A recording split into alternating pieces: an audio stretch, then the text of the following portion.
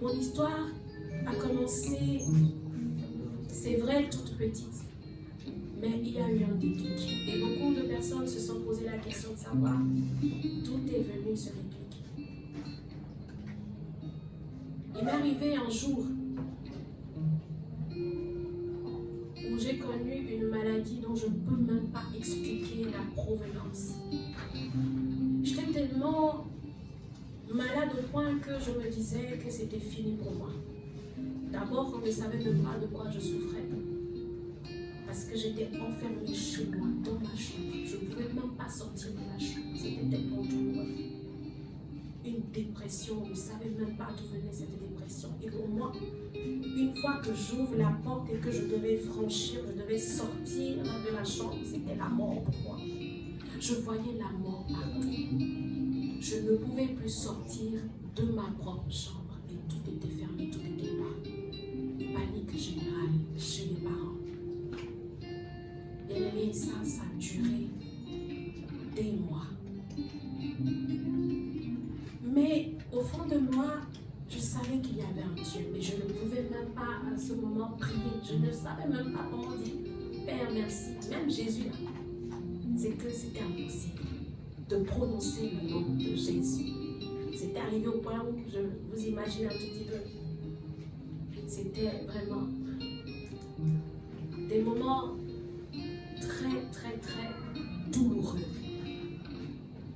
Et un soir, j'écoutais, ma mère, elle a mis une radio à côté, Radio Maria, pour que je puisse juste écouter les émissions, les moments de prière qui passaient.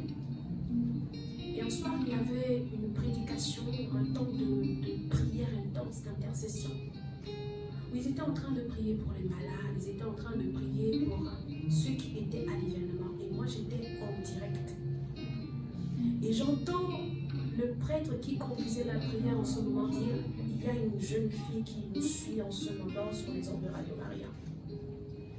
Le Seigneur te délivre de cette maladie que tu portes, esprit de mort. Je t'ordonne dans le nom de Jésus de quitter cet espace. » À un moment donné, je ne savais pas si c'était moi, hein, mais j'ai senti un grand vertige, le ventre qui tournait. Alors que ça faisait des jours, je ne suis pas allée aux toilettes. Parce que je me disais tout à l'heure, avant de sortir de chez moi, avant de sortir de ma chambre, même pour aller à la douche, c'était un problème. Il y avait mon père qui me prenait dans les mains pour venir pour aller me laver. Vous imaginez, avec tout ce que j'ai, c'est mon papa qui me prend dans ses mains pour aller me laver. C'était au point où, tu vois, tout était chaos. Et je suis sortie de cette chambre cette nuit-là. Mais comment? Je ne pouvais pas marcher. Je rampais par terre pour aller dans les toilettes. Et quand je suis partie avec cet effort de ramper jusqu'à m'asseoir sur les toilettes, j'ai pris plus d'1 heure de temps sur les toilettes. Je ne savais même pas ce qui sortait de mon ventre. Je ne sais pas si c'était du poison. Je ne savais pas ce qui sortait. J'étais tellement essoufflée que ma mère m'a soutenue pour m'amener dans la chambre. Je vous épargne d'autres détails pour aller vite. Mais ce soir-là, quelque chose s'est passé. J'avais des drips lorsqu'il m'arrivait jusqu'aux fesses. Je ne sais pas, j'ai pris les ciseaux, j'ai commencé à me couper les cheveux parce que c'était... c'est comme si j'allais devenir zinzin en fait. Je ne savais pas ce qui me retenait, je ne savais pas ce qui prenait le contrôle de ma vie. À un moment donné, j'ai commencé à crier de ma chambre. Jésus, sauve-moi. Jésus, sauve-moi. Ça a été un début. C'est dans ces moments-là que j'ai su ce que c'est que l'effusion du Saint-Esprit. C'est à ces périodes-là que j'ai reçu le parler de langue. C'est dans ces moments douloureux-là que j'ai connu Jésus. Certes, ce n'était pas encore mon chemin de Damas, mais c'était le premier déclic de me dire, j'étais chrétienne, mais il y a chrétien et non chrétien. Et j'ai commencé par vivre une expérience spéciale avec le Seigneur. Et depuis ce jour, j'ai commencé, tous ceux qui s'approchaient de moi ont eu des problèmes qui me disaient que j'ai vécu et qui me permettaient de prier pour eux. Tous ceux qui souffraient de la dépression. Et c'est comme ça que petit à petit, le Seigneur me met à cœur la grâce de pouvoir prier, d'intercéder pour mes frères et pour mes sœurs. Et petit à petit, le ministère a commencé. Et au cœur du ministère, il y a eu des difficultés, certes, mais je n'ai pas laissé tomber. Parce que je sais ce que j'ai vécu et je sais ce que le Seigneur a fait pour moi. De là où il m'a enlevé et de là où il m'a établi. Et la surabondance est née comment? Au moment où je me suis dit, avec la Covid, je ne peux plus, je ne pourrai plus financièrement organiser un événement. Je reviens de chez moi à 1 mois, 2 semaines, je reçois la parole de surabondance, je reçois le thème, je reçois le jour, je reçois les tickets, je reçois tout dans un moment de prière. Je me dis, peut-être que je suis en train de délire, mais en 1 mois, à 1 mois, 2 semaines, c'est pas possible.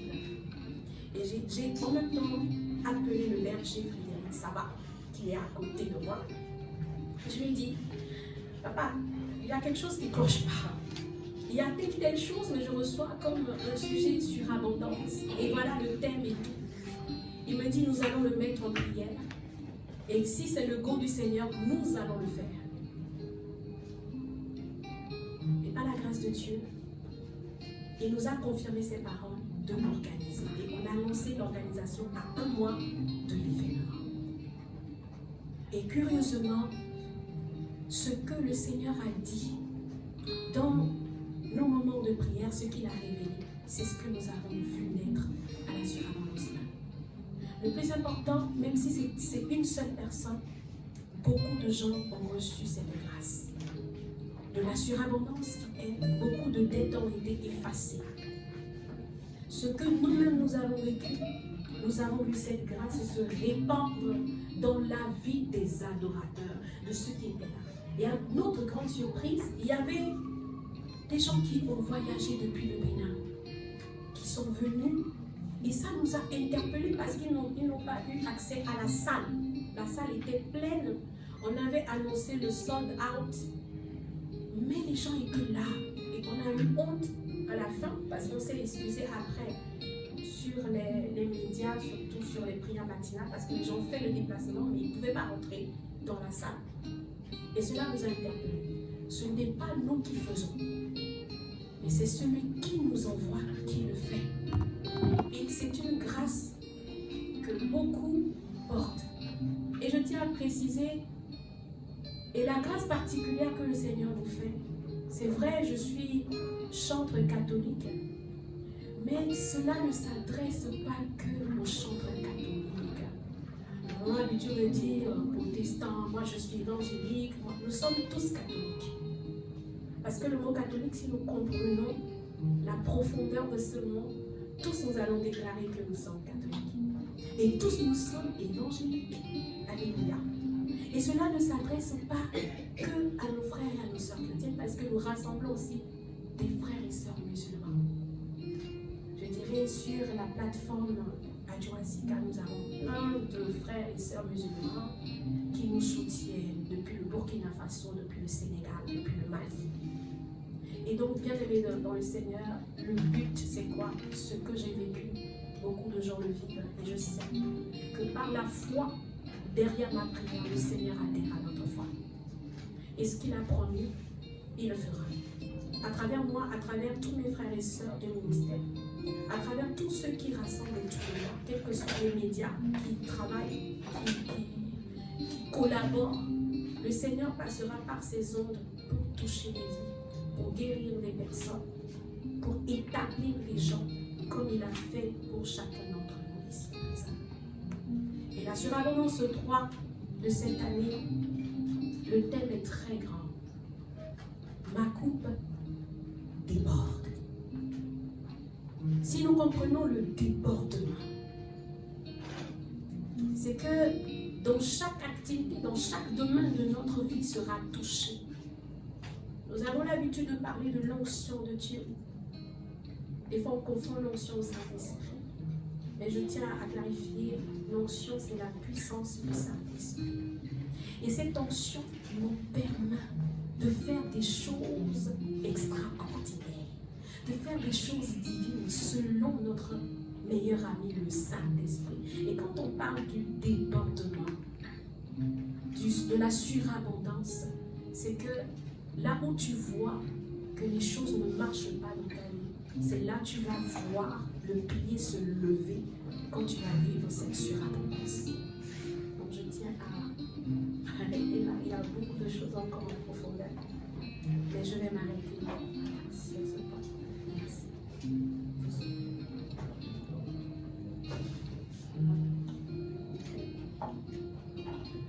Est-ce qu'on peut ovationner la chambre?